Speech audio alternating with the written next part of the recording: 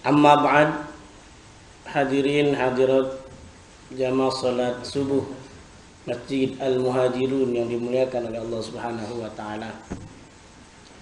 Alhamdulillah, pada kesempatan yang mulia ini Allah memperkenankan kita bertemu kembali dalam rangka kajian subuh, yaitu indahnya masalah terutama yang akan kita coba ulas, yaitu surah Al-Insyirah ayat 5 sampai ayat 6, atau orang menyebutnya surah Alam-Nasr. Hadirin hadirat yang dimuliakan oleh Allah Subhanahu wa taala, kalau kita bicara tentang masalah, siapapun yang hidup di dunia ini pasti tidak akan melewati bebas dari yang namanya terhindar dari masalah. Baik masalah yang Allah berikan ujian kepada kita berupa kesuksesan maupun kegagalan. Namun demikian, kebanyakan manusia saat diberikan ujian oleh Allah lebih cenderung adalah berburuk sangka, tidak berbaik sangka. Berbeda mereka yang beriman kepada Allah Subhanahu wa taala, saat diberikan ujian oleh Allah, dia akan mudah untuk berbaik sangka. Bahkan bagaimana yang terjadi kepada Nabi Muhammad pun melewati yang namanya berbagai macam ujian dari Allah, yang namanya adalah masalah. Oleh karenanya, hadirin hadirat yang dimuliakan oleh Allah Subhanahu wa taala, surah Al-Insyirah atau kelapangan dikenal dengan surah Makkiyah, yaitu surah ke-94.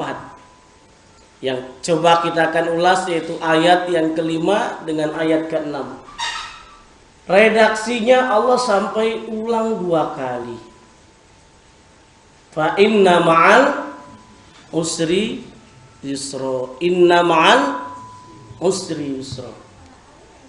Secara sederhana ayat ini menggambarkan kalau kita menghadapi masalah, menghadapi kesulitan, menghadapi masalah, sabar. Allah akan berikan jalan keluar. Ilustrasi yang sangat sederhana, kalau kita membeli gembok, kira-kira kalau beli gembok ada kuncinya nggak Pak? Pasti ada anak kuncinya. Tidak akan mungkin saat kita membelikan gembok itu tidak ada kunci. Demikian halnya saat kita menghadapi masalah hidup, baik individu, baik keluarga, dalam masyarakat, dalam bangsa dan negara, itu ada jalan keluarnya. Kita bisa belajar dengan Jepang. Jepang tahun 45 menghadapi masalah, problem yang luar biasa. Apa Pak? Hiroshima, Nagasaki-nya dibom. Hancur sehancur-hancurnya. Namun apa yang terjadi? Di balik kehancuran itu ternyata semangat etos kerja luar biasa orang Jepang itu. Sampai-sampai sekarang pun Jepang dikenal sebagai negara yang menguasai dunia teknologi.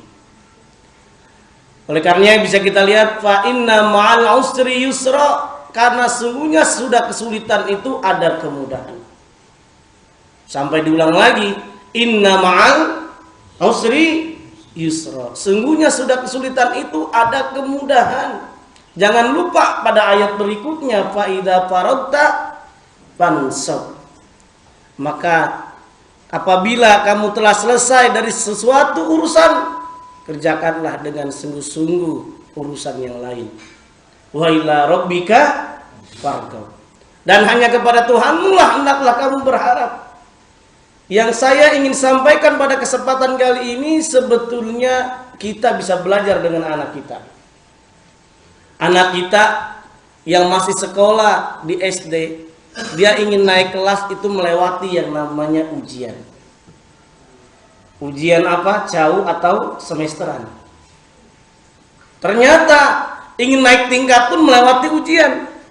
Ujian apa? Naik tingkat dari SD ke SMP, SMP ke SMA, semuanya melewati ujian. Sehingga ada makalah yang dinyatakan, indal imtihan yukramul mar'u yuran. ketika kita ada ujian, ada masalah, ada musibah, manusia akan terlihat apakah dia derajatnya naik atau tidak. Yukramul mar'u yuron, akan terlihat manusia mulia atau hina. Apakah ketika Allah berikan ujian kepada kita berupa kesuksesan, apakah kita semakin bersyukur kepada Allah Subhanahu wa taala atau sebaliknya semakin kufur? Kalau kita semakin kufur, maka hidup kita kemudian akan tersungkur, akan rugi di akhirat kelak. Oleh karenanya pada surat ini, surah Al-Insyirah ini menjelaskan maka saat kita menghadapi masalah kita harus berbaik sangka. Bahkan dalam surah kedua pun, surah Al-Baqarah ayat 219, yang saya yakin hadirin hadirat jamaah udah hafal semuanya. Yang Allah telah tegaskan kalau kita boleh jadi menurut kita sesuatu itu baik, belum tentu di sisi Allah Subhanahu wa taala. Menurut kita buruk, belum tentu juga ternyata boleh jadi baik untuk kita.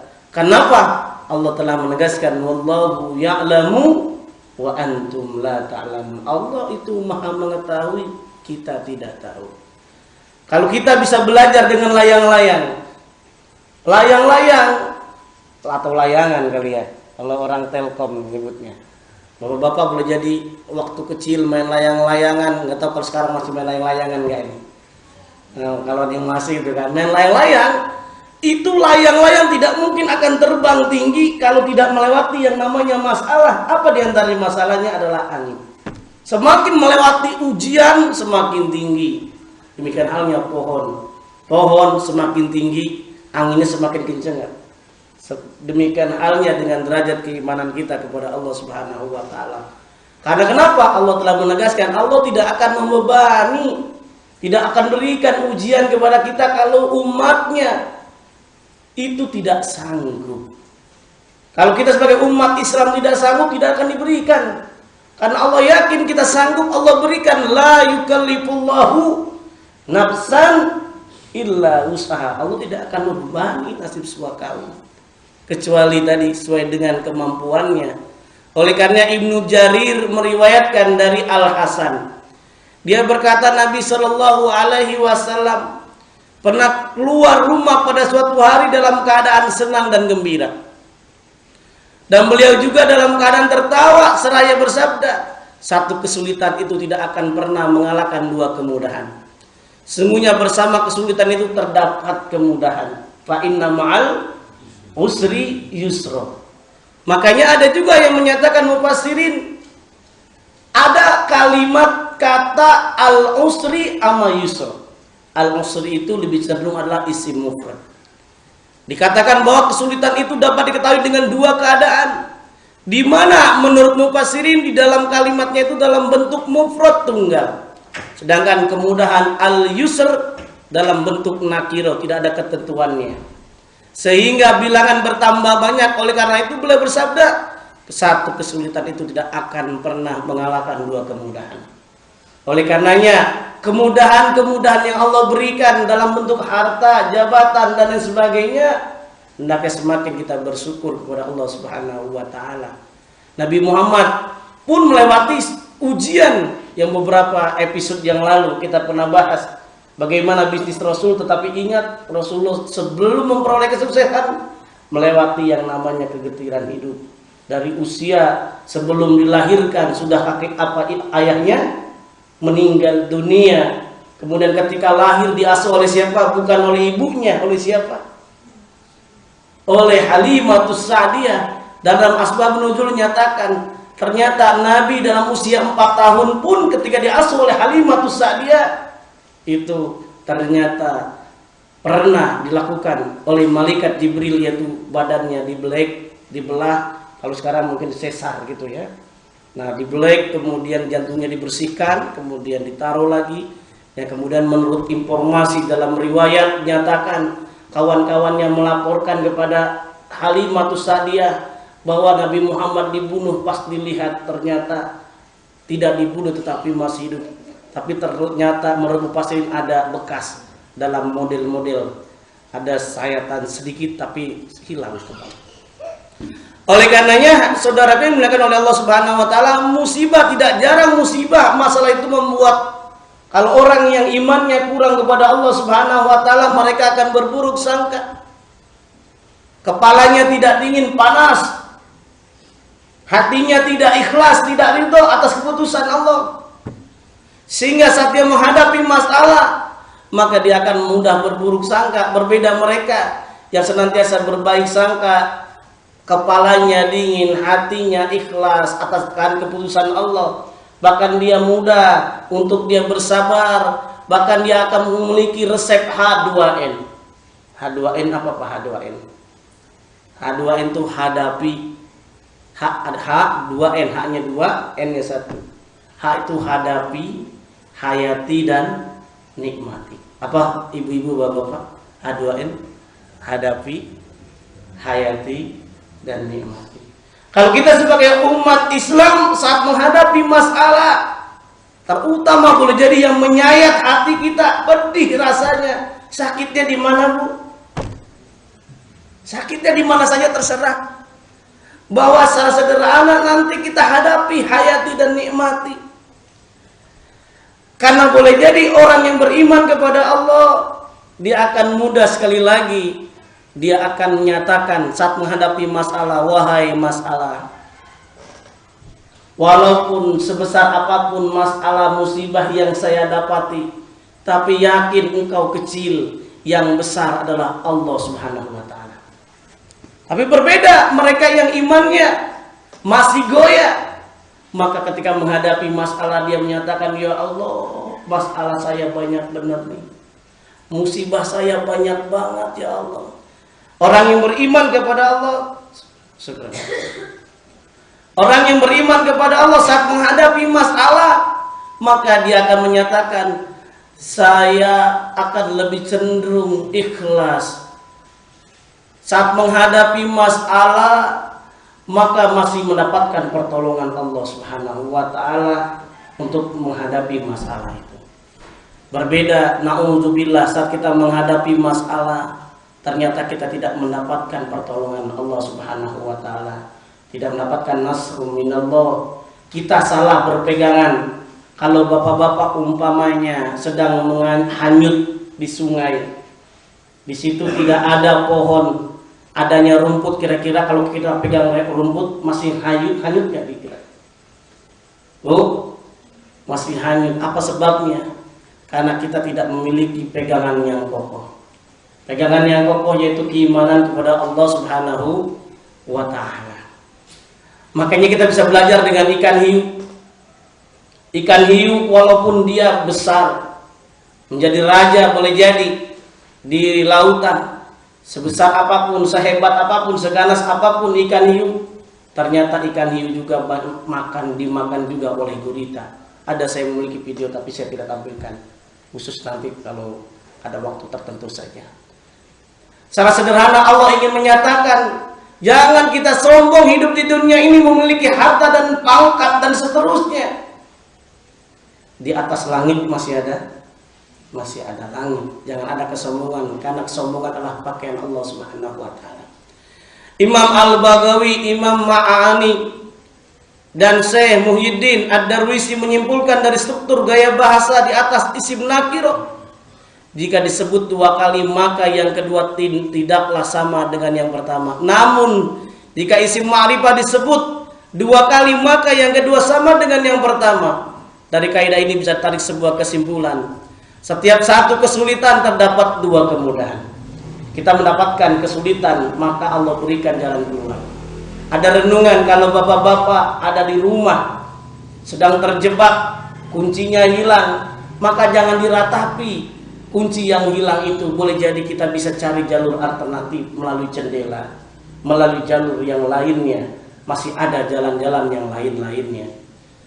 Oleh karenanya setidaknya akan berupa penyelesaian yang terbaik serta pahala kebaikannya hanya diketahui Allah jika bersabar dalam menghadapinya. Setelah kesulitan dan beban-beban yang tentunya terutama ini berbicara tentang asbabun nuzul kepada Nabi Muhammad yang beban dakwah yang berat di Mekah, Allah memberikan kemudahan dan kemenangan di Madinah. Fa inna ma'al usri yusra. Oleh karena ada ilustrasi yang perlu kita lihat. Kalau bapak-bapak menghadapi masalah gampang, sederhana. Masalah itu ibarat segenggam garam. Masalah ibarat segenggam garam. Apa maksudnya? Kalau kita sedang menghadapi masalah, tinggal kita menyikapi masalah itu saja. Apakah kita ikhlas atau kita tidak ikhlas?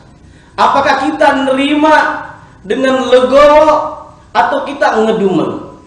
Kalau orang yang ikhlas menerima keputusan apapun dari Allah, umpama gajian kita, ketentuan dari Allah Subhanahu wa ta'ala, baik buruk pun, maka yang sangat sederhana, garam yang segenggam itu, kalau kita hati kita lapang, qanaah, nerima akan keputusan Allah, maka segenggam garam itu kita taburkan ke danau. Ke danau yang airnya jernih, kemudian air danau itu kita aduk, Pak. Ketika air danau itu kita aduk, pertanyaannya kemudian kita ambil lagi airnya, kita minum, kira-kira terasa nggak air garamnya, Pak? Garamnya terasa nggak kira-kira? Garamnya itu tidak terasa. Apa sebabnya? Karena kita campur garam yang segenggam itu adalah dengan kelapangan air yang ada di danau, yang banyak airnya, sehingga air garam itu walaupun asin tidak terasa asin. Walaupun ujian Allah sebesar apapun, karena ikhlas seperti para nabi-nabi, Nabi Ayub dengan banyak ujian, Nabi Ibrahim, Nabi Musa, Nabi Muhammad pun melewati namanya ujian, tapi dengan adanya keimanan itu akan menjadi ikhlas. Kita bisa belajar dan kita praktekkan dalam kehidupan sehari-hari. Memang kita tidak seperti para nabi, tapi minimal kita mencontoh akhlak mereka. Oleh karenanya, yang berbeda mereka saat mendapatkan masalah segenggam garam, kalau seandainya mereka tidak ikhlas, mereka menggerutu, maka segenggam garam itu tidak ditaruh di danau, tapi ditaruhnya di mana? Di gelas yang sudah dicampur dengan air, kemudian garam yang segenggam itu kita aduk, Pak. Setelah kita aduk, kita minum, bagaimana rasanya itu air? Yang awalnya air tawar, gimana kira-kira, Pak? Terasa nggak asinnya? Tentunya inilah kalau kita menghadapi masalah, kalau kita tidak lapang tapi sempit, maka yang sangat sederhana simbolnya adalah seperti segenggam air yang kita taruh di gelas itu. Kemudian kita aduk. Boleh jadi saat kita bekerja juga sama. Saat kita mendapatkan ujian, bikin program, gagal terus. Akhirnya kita boleh jadi berfrustasi. Semestinya sekali lagi kita bisa belajar dengan para nabi, bahkan dengan keluarganya. Masih ingat ada kisah Siti Hajar. Siti Hajar istrinya siapa? Nabi Ibrahim alaihissalam. Bukankah dalam surah Al-Mumtahanah ayat 4 Allah telah tegaskan, qad kanat lakum uswatun hasanah fi Ibrahim walladzina ma'ah. Sungguh ada teladan yang baik terhadap Nabi Ibrahim dan keluarganya, terutama dengan Siti Hajar. Ternyata Siti Hajar saat ditinggal oleh suaminya berdakwah, Siti Hajar itu sabar. Ujian luar biasa, bukan hanya sabar saja. Ketika ditinggal, persediaan itu habis, maka untuk menyusuinya pun menjadi kering. Karena Siti Hajar pun karena haus tidak keluar air susunya, sampai mencari. Dalam filosofi sa'i kita bisa lihat, innas sofa wal marwata min sa'irillah. Siti Hajar lari mencari air sampai 7 kali, tidak menyerah. Pelajaran untuk kita, wala tayasu mir rauhillah. Kalau kita menghadapi masalah, kita bisa belajar dengan Siti Hajar. Minimal jangan berhenti sebelum berapa kali? Sebelum 7 kali baru tawakal ala Allah. Ketika tawakal kepada Allah, barulah Allah berikan mukjizat kepada anaknya Nabi, yaitu Nabi Ibrahim, namanya anaknya adalah Nabi Ismail, yang menghentak-hentakkan yang di bawahnya itu pasirnya, tanah yang ada yang tandus itu, kemudian keluarlah air, kemudian dikumpulkan oleh Siti Hajar dengan bahasa Arab, zam, kumpulah. Secara sederhana diingatkan, wala tayasu min rauhillah, jangan putus asa kita saat menghadapi masalah, kesukaran yang ada. Minimal kalau gagal 7 kali. Bahkan kita bisa lihat orang yang melaksanakan haji dan umrah itu kalau tidak melaksanakan sa'i 7 kali, maka rukun haji dan rukun umrohnya itu menjadi tidak sah, hajinya dan umrohnya. Demikian hanya tawaf kita renungkan. Dicontohkan untuk mengelilingi Ka'bah sampai berapa kali, Pak? 7 kali. Jangan berhenti sebelum 7 kali. Apa pelajaran untuk kita dalam menghadapi masalah? Minimal kalau begitu adalah kalau saat menghadapi masalah minimal 7 kali. Bahkan Thomas Alva Edison lebih dari, bukan hanya 7 kali kegagalannya, itu sampai dia melakukan uji coba 1000 kali. Gagalnya berapa? Gagalnya 999 kali. Enggak menyerah. Berhasilnya langkah 1000. Kita memang enggak sehebat mereka. 1 aja 2 kali aja udah pusing, Pak ya. Nah, ini secara sederhana minimal 7 kali. Tapi ingat, nanti Allah akan berikan jalan keluar untuk kita semuanya.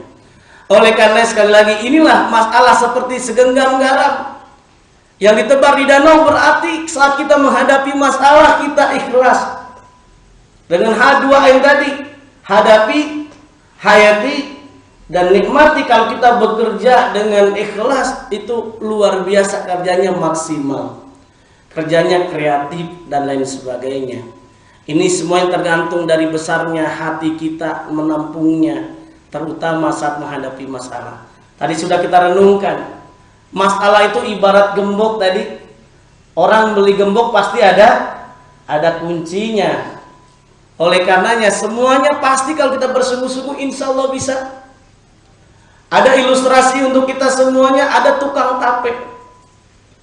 Tukang tape ketika dia setelah sholat berjamaah, dia mau jualan tape, dia angkat pikulan tape itu. Tape yang biasanya pakai dorongan, kalau dulu itu pakai pikulan, Pak ya. Nah, ketika pikulan ternyata dia melewati sawah, melewati sungai. Saat melewati sawah dan sungai ternyata pikulannya patah. Ketika pikulannya patah, apa yang terjadi? Karena sawahnya sedang lagi ditandur banyak air, maka tape yang satunya patah sampai tercebur campur dengan lumpur. Tidak bisa diselamatkan tuh tape yang satunya. Yang satunya lagi tentunya tercebur ke sungai. Kalau bapak-bapak, ibu-ibu posisinya sebagai tukang tape, apa perasaan bapak-bapak, ibu-ibu itu buat jualan modal satu-satunya, buat mencari rezeki? Gimana kira-kira perasaan bapak-bapak, ibu-ibu umpama tukang tape seperti tadi? Gimana, Pak? Kesel nggak? Kecewa? Sedih? Itu semuanya ada dalam hati kita. Boleh jadi kita akan berprasangka, ya Allah, ini satu-satunya modal, ini buat anak saya nanti, buat kuliah, buat sekolah. Ya Allah, ini satu-satunya modal buat saya makan hari ini. Ya Allah, bagaimana? Sering kita berburuk sangka atas keputusan Allah Subhanahu wa ta'ala. Namun apa yang terjadi? Wallahu ya'lamu wa antum la ta'lamun. Allah itu maha mengetahui, kita nggak tahu. Beberapa jam berikutnya ternyata ada kabar, informasi bahwa biasanya saat dia mau ke pasar itu biasanya ketika melewati sawah, sungai, dia tuh bersama-sama naik mobil. Ketika naik mobil, ternyata mobil yang biasa dia tumpangin itu ternyata mobilnya itu kecelakaan. Hampir semuanya kena kecelakaan parah, bahkan ada beberapa yang meninggal dunia. Terdengar kabarlah bahwa ternyata yang awalnya kecewa dikasih kabar seperti itu, gimana Pak rasanya? Hah? Kecewa atau syukur justru? Justru bersyukur kepada Allah. Alhamdulillah, ini rahasia Allah. Menurut kita tadi jelek, awalnya tadi patah pikulannya, tapenya hancur, tapi Allah ingin menyelamatkan nyawa kita. Boleh jadi saat kita naik pesawat, saya ingin naik pesawat, ternyata kita terlambat 1 menit.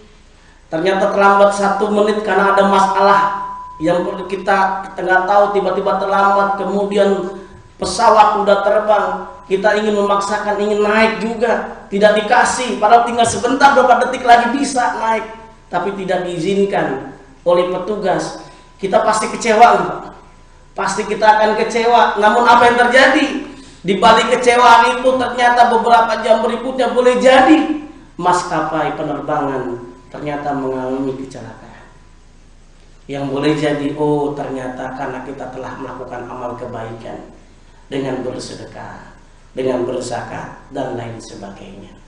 Oleh karenanya hadirin yang dimuliakan oleh Allah Subhanahu wa taala, hidup sekali lagi pasti melewati yang namanya masalah. Saat tadi yang saya telah sampaikan, siswa-siswi mau naik kelas pun pasti melewati yang namanya masalah. Selama sekolah, selama kita masih hidup, melewati yang namanya ujian. Boleh jadi ujian yang terberat, orang yang kita cintai meninggal dunia. Boleh jadi bapak kita, ibu kita, mertua kita, anak kita dan sebagainya, Allah berikan ujian. Boleh jadi kenapa mobil kita hilang, padahal kita parkirnya di tempat-tempat yang bagus. Semua mobil yang di samping tidak hilang, mobil kita kenapa? Yang boleh jadi mereknya tidak begitu bagus, tapi kenapa hilang? Hendaknya ini boleh jadi teguran dari Allah Subhanahu wa taala yang kita renung, sudah bersihkah harta yang kita berikan. Bahkan kalau bapak-bapak punya usaha, misalkan pertanian, dalam pertanian kenapa sering gagal panen, paceklik, likulli syai'in sababa, likulli syai'in hikmah, segala sesuatu itu ada hikmahnya. Apakah sudah tidak tunaikan hak orang lain yang boleh jadi Allah tegur dengan berbagai macam cobaan kepada kita semuanya. Masalah seperti pil pahit yang menjadi sehat dan normal. Kalau ibu-ibu lagi sakit, minum obat ada yang manis, ada yang pahit, tapi kebanyakannya kan adalah pahit tapi menyehatkan. Boleh jadi saat ada masalah, Allah ingin kita agar senantiasa ujian kita, derajat kita, keimanan kita meningkat.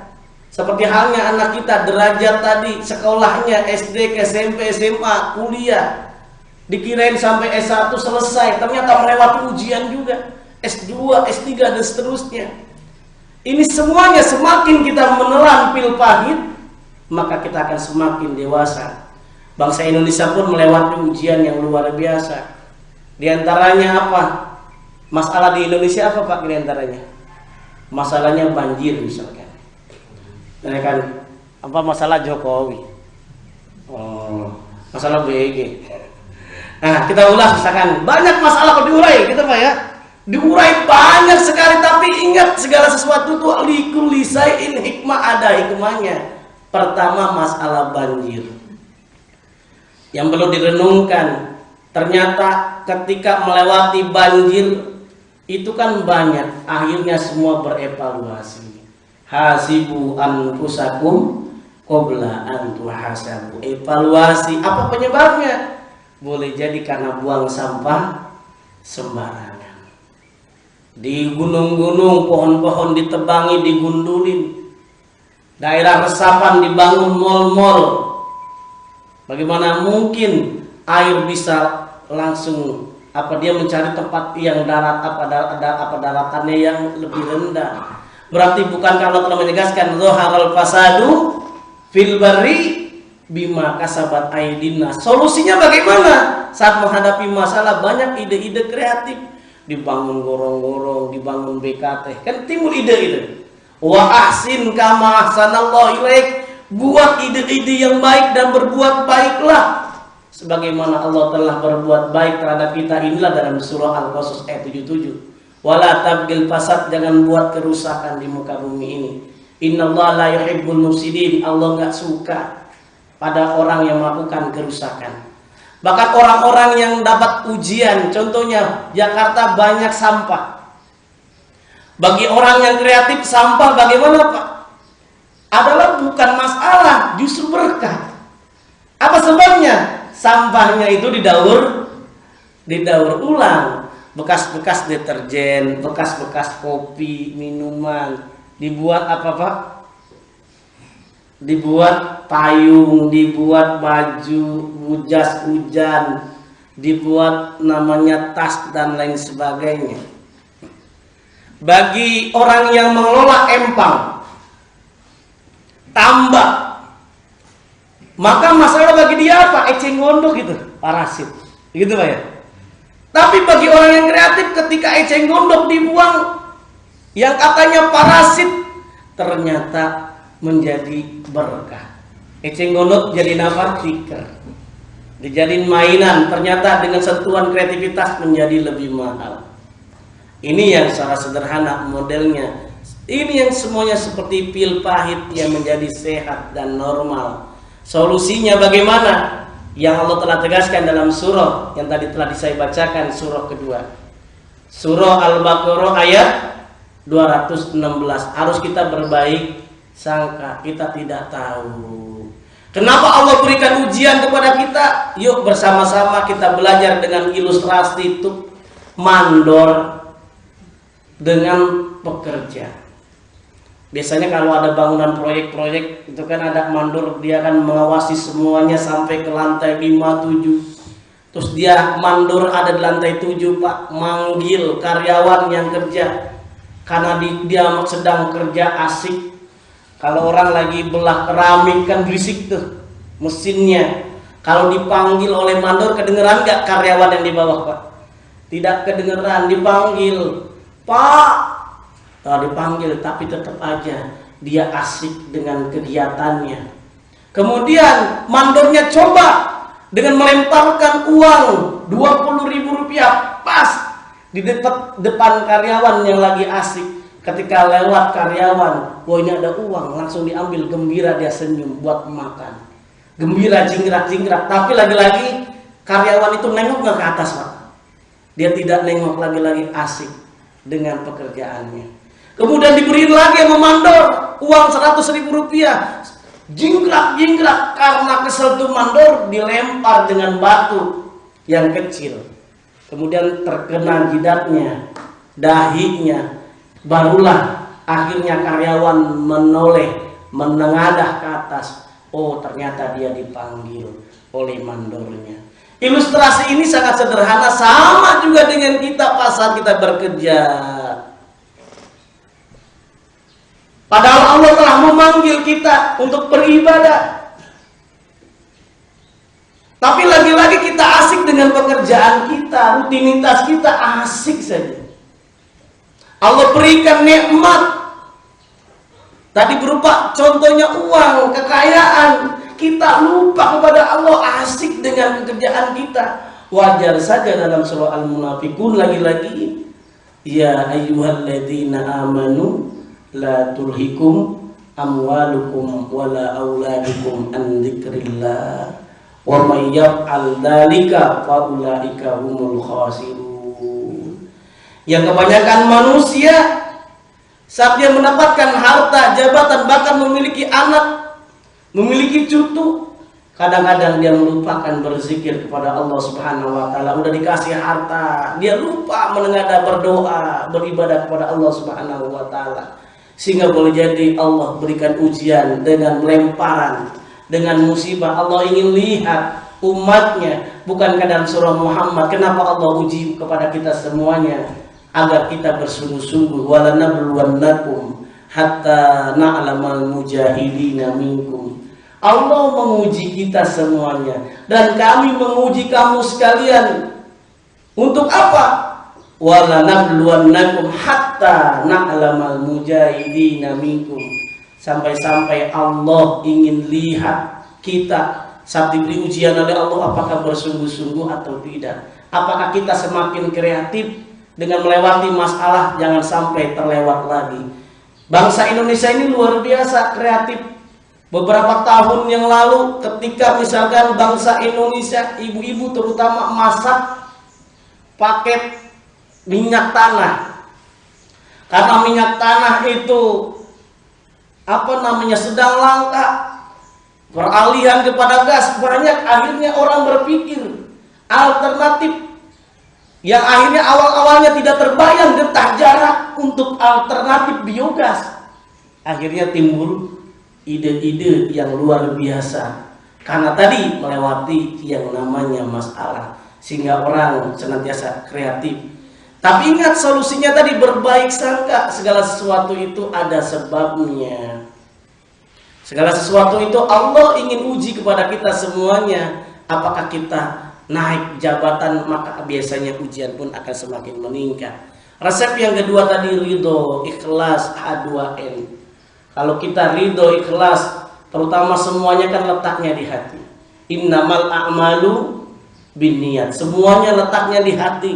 Niat di hati, ikhlas di hati, seneng adanya di hati, gembira di hati, semuanya baru terpancar dalam raut wajah kita. Apakah kita gembira, senang, dan lain sebagainya. Yang sangat penting, janganlah lupa kita mengintrospeksi, evaluasi. Apa sebabnya? Dan baru nanti mudah untuk kreatif carikan solusi-solusi yang ada. Bahkan Allah telah tegaskan dalam surah An-Nahl ayat 78, agar kita senantiasa bersyukur, baik saat menghadapi masalah atau melewati masalah, kita semakin bersyukur kepada Allah. Surah 16, surah An-Nahl ayat 78, Allah telah tegaskan, wallahu akhrajakum min butuni ummahatikum la ta'lamuna syai'a wa ja'ala lakumus sam'a wal absara wal afidah.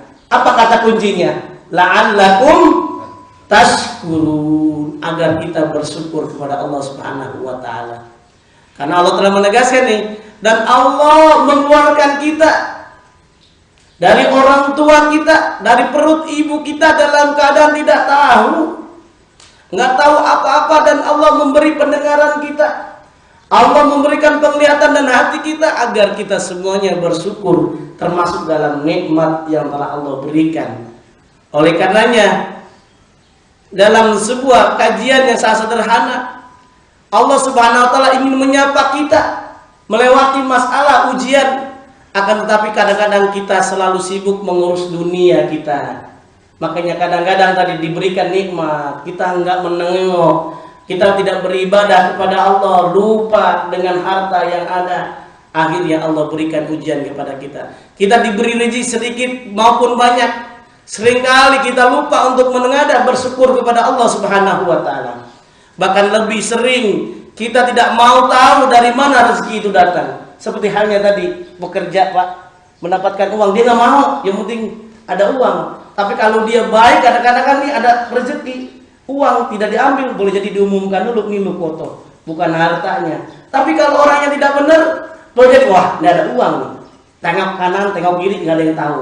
Padahal Allah Maha mengetahui. Wallahu ya'lamu wa antum la ta'lamun. Bahkan kita selalu bilang kita lagi beruntung dan sukses. Yang lebih buruk lagi, kita menjadi takabur dengan rezeki yang ternyata itu adalah milik Allah. Lillahi ma bis samawati wa ma fil ardh. Rezeki yang kita miliki itu titipan.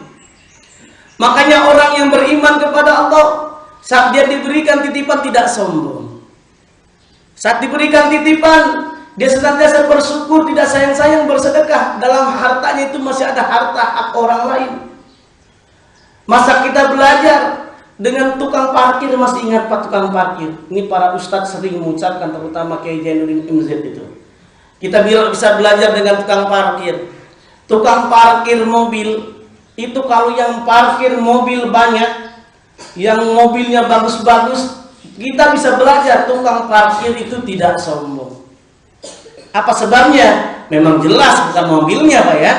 Tapi kita bisa belajar. Demikian juga dengan harta yang kita miliki, bukan milik kita, cuma titipan, nanti akan dimintai pertanggungjawaban oleh Allah. Dari mana harta kita, untuk apa digunakan, dan lain sebagainya. Nah ini kemudian coba kita lihat, ketika mobil yang dititipkan di parkiran diambil oleh pemiliknya masing-masing, kira-kira marah-marah nggak tukang parkir, Pak? Bu, marah nggak? Tidak marah. Apa sebabnya? Cuma titipan kok. Maka demikian dengan harta kita, anak kita, istri kita, suami kita, jabatan, dan lain sebagainya. Ketika yang memiliki harta mengambilnya melalui musibah, gempa bumi, banjir, tsunami, Apa yang dibanggakan? Kalau Allah sudah nyatakan idza zulzilatil ardu zilzalaha, itu tsunami cuma sebentar. Kalau udah zilzalah seguncang-guncangnya. Harta yang kita tunggu puluhan tahun dalam sekejap hilang. Orang yang kita cintai boleh jadi meninggal dunia dan lain sebagainya. Ini yang sangat sederhana. Orang yang beriman kepada Allah, lagi-lagi apapun keputusan Allah, baik buruk, dia akan senantiasa ikhlas. Yang lebih buruk lagi, sekali lagi, jangan sampai kita takabur sombong dengan harta yang kita miliki. Nah, ini yang bisa kita lihat. Oleh karenanya, saat kita menghadapi masalah, maka sekali lagi dalam surah Al-Qasas ayat 77, maka jangan lupa kita mencari kebahagiaan hidup di dunia ini dengan sungguh-sungguh. Wabtagi fima atakallahu daral akhirah wala tansa nasibaka minad dunya wa ahsin kama ahsanallahu ilaik wala tabghil fasad innallaha la yuhibbul mufsidin. Jadi Allah tidak menginginkan kalau kita mencapai bahagia, kesuksesan hidup di dunia dan akhirat ini dengan keburukan, menghalalkan berbagai macam cara, tetapi dengan kebaikan, dengan ilmu yang bermanfaat sesuai jabatan, profesi kita masing-masing. Oleh karenanya dalam ayat Al-Quran misalkan sering wahyu yang pertama kali diturunkan kepada Nabi Muhammad surah apa Pak? Iqra, surah Al-Alaq, bacalah. Maka saat kita menghadapi masalah, orang yang kreatif ini, bangsa Indonesia ini kreatif Pak. Di YouTube tuh ada. Di YouTube ada siswa-siswi kita, ada di daerah Lamongan, siswi SMK. Itu karena dia lihat banyak kotoran sapi, banyak ternak sapi di daerah Lamongan, ternyata dia buat inovasi luar biasa. Kalau biasanya kalau kita kenalkan kalau kotoran sapi itu buat apa Pak biasanya? Pupuk. Apalagi sekarang udah pakai gas ya, buat biogas. Tapi dia bikin idenya luar biasa. Bukan pakai biogas, tetapi apa? Dia ada idenya, kotoran itu menjadi pengharum ruangan.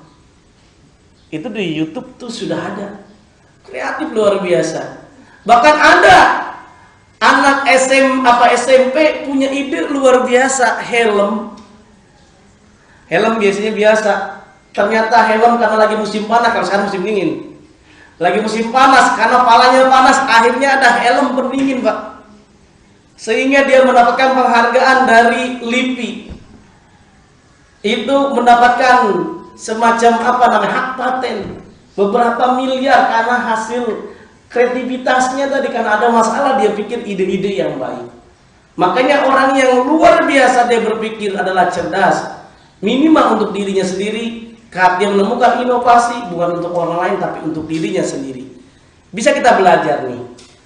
Sebelum ditemukan adanya dunia pesawat, sains dan teknologi itu berkembang pesat, ternyata kan manusia lihat burung sebagai inspirasi dalam pembuatan pesawat terbang. Ikan hiu ternyata diinspirasi juga sebagai inspirasi dalam pembuatan kapal selam. Burung hantu, apa tuh burung hantu dia? Sebagai inspirasi dalam inframerah. Bahkan kita bisa belajar juga arsitektur itu belajar dengan rayap. Arsitektur itu belajar dengan lebah. Wajar aja dalam Al-Quran lebah itu diabadikan surahnya An-Nahl. Karena kita bisa belajar mencari rezeki yang baik pun kita bisa belajar dengan lebah. Lebah itu mencari makanan itu kan pilih-pilih dia. Dia tidak akan makan makanan, tidak akan menghisap selain adalah saripati bunga. Maka terbuatlah ketika dia mencari rezeki yang halal dengan saripati cuman bunganya aja, saripatinya, kemudian yang dikeluarkan pun yang bermanfaat, yaitu dengan madunya. Inilah yang ditegaskan oleh Rasulullah, sebaik-baik manusia adalah manusia yang bermanfaat bagi manusia yang lain, baik kita menghadapi masalah atau tidak. Bahkan kita bisa belajar jatuhnya buah apel sebagai inspirasi ditemukan teori gravitasi. dan lain sebagainya, banyak yang bisa kita lihat. Ada renungan buat kita semuanya, bapak-bapak, ibu-ibu yang dimuliakan oleh Allah. Seorang pasien yang datang ke dokter, baru sampai di depan rumah dokter sudah merasa sembuh, padahal belum diobatin. Apa sebabnya? Sugesti sebetulnya. Sakitnya terasa berkurang atau paling tidak merasa ada harapan sembuh. Contoh lain, seorang dai yang memiliki kredibilitas, senantiasa diharap dan ditunggu ceramah dan nasihatnya karena isi penyampaian yang menarik. Boleh jadi kalau kita mengundang dai kondang, dai itu ada yang kondang, ada yang kondangan, beda Pak ya. Kalau yang dai kondang ya tidak di TV itu, kita tidak lihat materinya, yang penting kan berharap orang ngumpul datang itu. Siapapun orangnya, mau materinya bagus atau enggak, karena tadi kredibel, bagus dia bilang karena udah tampil di TV dikenal. Nah, banyak orang datang berduyun-duyun. Demikian juga dengan seorang guru, senantiasa diharap ditunggu oleh muridnya karena adanya keyakinan murid akan kemampuan guru dalam mengajarnya. Artinya yang ingin saya sampaikan, salam menghadapi masalah saat mengajar, saat bekerja, semua orang pasti melewati masalah. Hanya saja apakah kita tadi bersabar? Apakah kita senantiasa timbulkan ide-ide kreativitas saat kita bekerja, saat kita mengajar, saat kita menjadi peneliti, saat kita menjadi bisnismen dan lain sebagainya. Karena hidup adalah belajar. Kita melalui masalah, harapannya Allah menginginkan kita senantiasa learning by process. Kita melalui belajar. Seseorang tetap menjadi orang berilmu selama ia tetap belajar. Jika ia meninggalkan belajar merasa cukup dengan apa yang dimiliki, maka ketika itulah ia menjadi orang yang bodoh. Al-Hasan ditanya tentang seorang yang usianya 80 tahun, apakah ia menjadi pantas, masih pantas mencari ilmu? Ia menjawab, jika ia masih pantas untuk hidup, maka tidak ada alasan untuk belajar. Makanya beberapa episode yang lalu, beberapa kajian yang lalu yang pernah kita sampaikan, saya pernah mengulas, kalau tidak salah, kita bisa belajar pemilik KFC. Pemilik KFC siapa Pak? Colonel Sanders. Colonel Sanders ternyata dia memulai usaha bisnisnya itu tidak lagi muda. Usianya ketika pensiun 65 tahun. Artinya dia belajar, bukan belajar ilmu agama, tapi belajar apa saja. Terutama kalau kita ada belajar ilmu agama. Ini coba, anak-anak kita hebat-hebat sekarang Pak ya. Jangankan laptop, iPad aja itu kadang-kadang bapaknya ibunya kalah tuh. Nah ini coba, ini kita malu nih, nenek-nenek aja belajar Pak. Ini nenek-nenek belajar menghadapi masalah, dia tidak bisa tentang komputer, belajar. Dia tidak bisa paham baca agak Quran, belajar. Masalah yang ada itu bisa kita lewati, harus hadapi, hayati dan dinikmati. Kalau kita melewati masalah itu ibarat saat kita ada di atas gunung Pak, di atas lereng. Kita harus berani melewatinya. Kalau tidak melewatinya, maka tidak akan berubah nasib kita masing-masing. Oleh karenanya sekali lagi, apabila kita membuat rencana 1 tahun, maka kita bisa belajar tanamlah padi, agar kita bisa bermanfaat, bisa menuainya. Apabila kita ingin membuat rencana 10 tahun, tanamlah pohon, terutama pohon korma.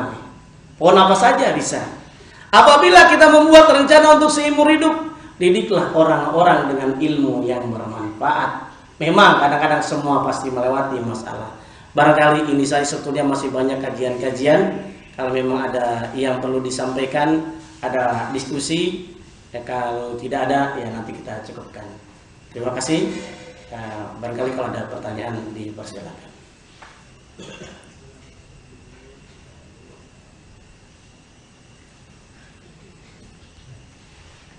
Ada? Kalau tidak ada, kita cukupkan saja berarti. Karena memang semuanya melewati masalah. Hanya saja prakteknya saja. Bukan hanya teori, yang sangat penting adalah action. Omdo, apa itu omdo? Omong doang. Kalau omong doang saja, tidak adanya aksi, maka akan sulit. Kita bisa belajar sekali lagi, semuanya orang saat dia melewati masalah, maka sangat sederhana, kuatkan hati kita.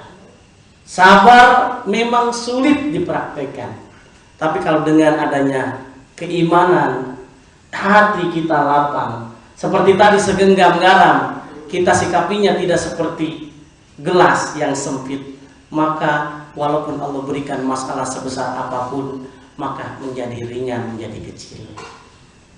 Membaca Al-Quran masalah bagi kita karena sulit. Tapi kalau kita bersungguh-sungguh baca Quran dengan ikhlas, dengan sabar, itu ternyata baca Quran satu ayat, pertama niatnya baca satu ayat, nggak sadar, nggak terasa baca satu ayat, satu juz, dan lain sebagainya.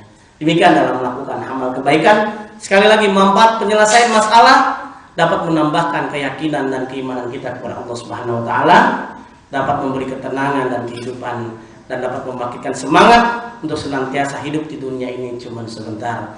Jangan lupa untuk senantiasa menyelesaikan hidup ini dengan memberikan manfaat bagi orang lain.